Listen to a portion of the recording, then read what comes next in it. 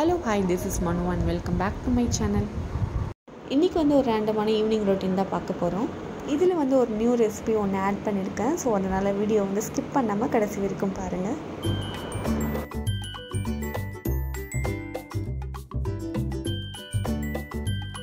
ரொம்ப நாளாக fridge top வந்து கவர் பண்ணுறதுக்கு ஒரு நல்ல ஃப்ரிட்ஜ் கவர் வந்து சர்ச் பண்ணிகிட்டு இருந்தேன். இப்போ தான் வந்து அமேசானில் ரீசெண்டாக ஒரு ஃப்ரிட்ஜ் கவர் கிடச்சிது. ஸோ அதை அரேஞ்ச் பண்ணுறதுக்காக தான் வந்து ஹோல் ஃப்ரிட்ஜையும் வந்து க்ளீன் பண்ணிக்கிட்டு இருக்கேன்.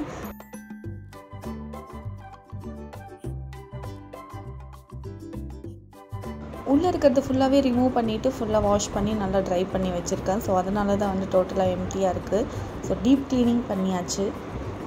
2 months ஒன்ஸ் வந்து ஃப்ரிட்ஜை நல்லா இந்த மாதிரி டீப் க்ளீனிங் பண்ணி வச்சுக்கிட்டா நல்லா மெயின்டைன் ஆகும். ஆனால் வீக்லி ஒன்ஸ் மட்டும் கிளாத் வச்சு நல்லா வைப் பண்ணி க்ளீன் பண்ணிவிடுவேன். டெம்பரேச்சருக்கு ஏற்ற மாதிரி ஹை அண்ட் லோக்கு வந்து அட்ஜஸ்ட் பண்ணி வச்சாலும் சீக்கிரமாக வந்து ஐஸ் ஃப்ராஸ்ட் ஆகிடுது. அதனால் 2 weeks ஒன்ஸ் வந்து கண்டிப்பாக டீஃப்ராஸ்ட் பண்ணுற மாதிரி இருக்குது. நீங்கள் யாராவது இந்த மாதிரி ப்ராப்ளம்ஸ் ஃபேஸ் பண்ணியிருந்தாலும் உங்களுக்கு தெரிஞ்ச டிப்ஸை என் கூட கமெண்ட்ஸில் ஷேர் பண்ணிக்கோங்க. ரொம்ப யூஸ்ஃபுல்லாக இருக்கும்.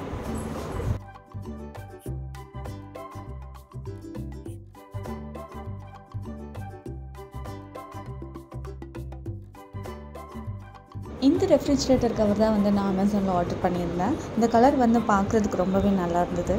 எனக்கு இதில் ரொம்ப பிடிச்சது இந்த பேட்டர்ன் ப்ளஸ் இந்த லேஸ் வந்து இந்த கார்னரில் கொடுத்துருக்காங்க. இது ரெண்டுமே வந்து ரொம்ப நல்லா இருந்தது.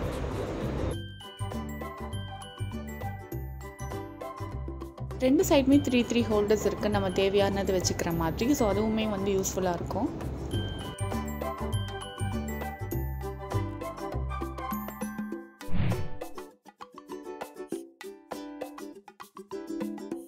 இது கூடவே ஃப்ரிட்ஜ் மேலே டெக்கரேஷனுக்காக வைக்கிறதுக்கு ஒரு உடன் ட்ரே ஒன்று வாங்கியிருந்தேன். இதோட மாடல் எனக்கு ரொம்பவே பிடிச்சிருந்தது. இது வந்து நல்லா ஸ்டர்டியாகவும் இருக்குது. இது ஃபினிஷிங்கும் நல்லாயிருக்கு.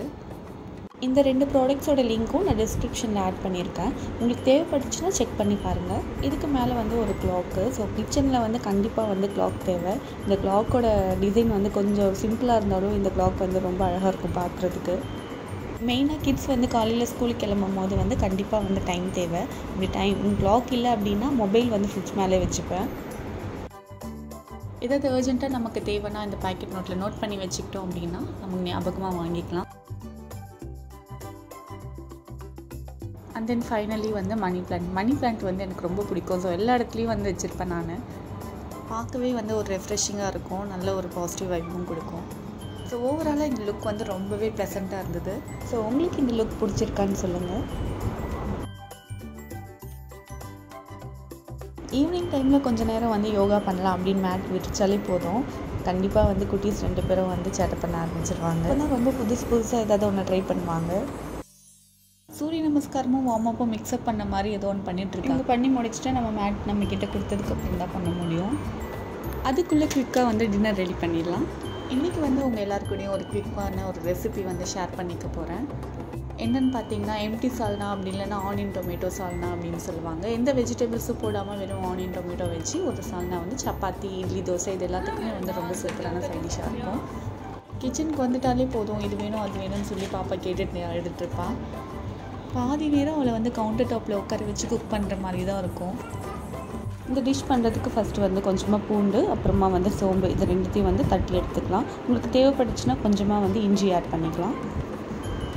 இந்த டிஷ்க்கு வந்து 4 பெரிய சைஸ் வெங்காயம் வந்து நல்லா நீட்டாக வந்து கட் பண்ணி எடுத்துக்கலாம்.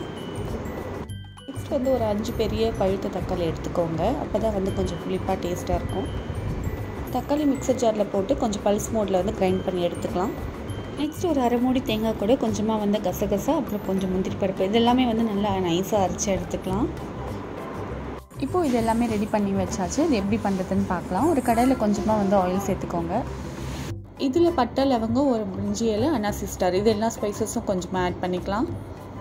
இப்போது இது நல்லா பொரிஞ்சு வந்ததுக்கப்புறம் நம்ம கட் பண்ணி வச்சுருக்கிற ஆனியன் இது கூட சேர்த்து நல்லா வந்து வதக்கிக்கலாம். இந்த டிஷ்க்கு மெயினாக வந்து ஆனியன் நல்லா வதங்கணும். ஆனியன் வந்து நல்லா வதங்கினதுக்கப்புறமா நம்ம வந்து தட்டி வச்சுருக்கிற இஞ்சி பூண்டு சோம்பு பேஸ்ட் வந்து ஆட் பண்ணிக்கலாம். இஞ்சி பூண்டு சோம்பு பேஸ்ட் வந்து ராஸ்மெல் போகிற வரைக்கும் நல்லா வந்து வதக்கிக்கலாம். நெக்ஸ்ட் அதோட ராஸ்மெல் போனதுக்கப்புறம் நம்ம பச்சை மிளகாய் வந்து காரத்துக்கு ஏற்ற மாதிரி ஒரு 4-5 வந்து ஆட் பண்ணிக்கோங்க. இப்போ இது 3த்தையும் நல்லா ஒன்றா சேர்த்து வதக்கிக்கோங்க. ஸ்டேஜில் உங்களுக்கு ஆயில் தேவைப்படுச்சுனாலும் கொஞ்சமாக ஆட் பண்ணிக்கோங்க. ஆனியன் வந்து இன்னும் கொஞ்சம் நல்லா வதங்குறதுக்காக நான் வந்து 1 ஸ்பூன் சால்ட் ஆட் பண்ணிக்கிறேன்.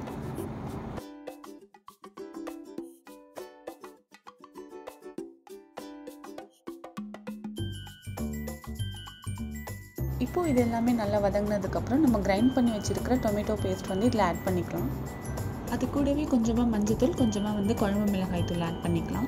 நம்ம ஆல்ரெடி வந்து பச்சை மிளகாய் ஆட் பண்ணதுனால குழம்பு மிளகாய் தூள் வந்து கொஞ்சம் பார்த்து யூஸ் பண்ணிக்கோங்க. அப்படி குழம்பு மிளகாய் தூள் இல்லைன்னா 1 ஸ்பூன் வரமிளகாய் தூள், 1 ஸ்பூன் மல்லித்தூள் யூஸ் பண்ணிக்கலாம். நெக்ஸ்ட் ஃப்ளேவருக்காக கொஞ்சமாக புதினா ஆட் பண்ணிவிட்டு தேவையான அளவுக்கு தண்ணி ஊற்றி இதை நல்லா வந்து கொதிக்க விடணும்.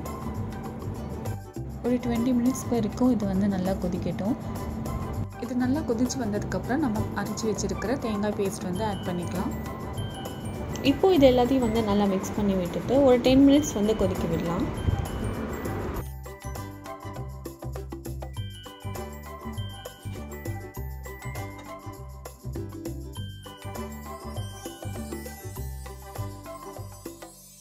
இப்போ இது நல்லா கொதிச்சு வந்ததுக்கப்புறம் கடைசியாக ஸ்டவ் ஆஃப் பண்ணிவிட்டு கொஞ்சமாக வந்து கொத்தமல்லி தழை மட்டும் தூவிட்டு இறக்கிக்கலாம். நான் மெயினாக இந்த டிஷ் பார்த்திங்கன்னா சப்பாத்திக்கு பண்ணுவோம், அப்படி இல்லைனா வந்து இட்லிக்கு பண்ணுவோம். ஸோ ரெண்டுத்துக்குமே வந்து இது ரொம்ப சூப்பராக இருக்கும். இட்லிக்கு பண்ணும்போது கொஞ்சமாக வந்து பிளாக் சன்னா தால் ஊற வச்சு அதை வேக வச்சு இது கூட ஆட் பண்ணி பண்ணாலும் டேஸ்ட் ரொம்ப நல்லாயிருக்கும்.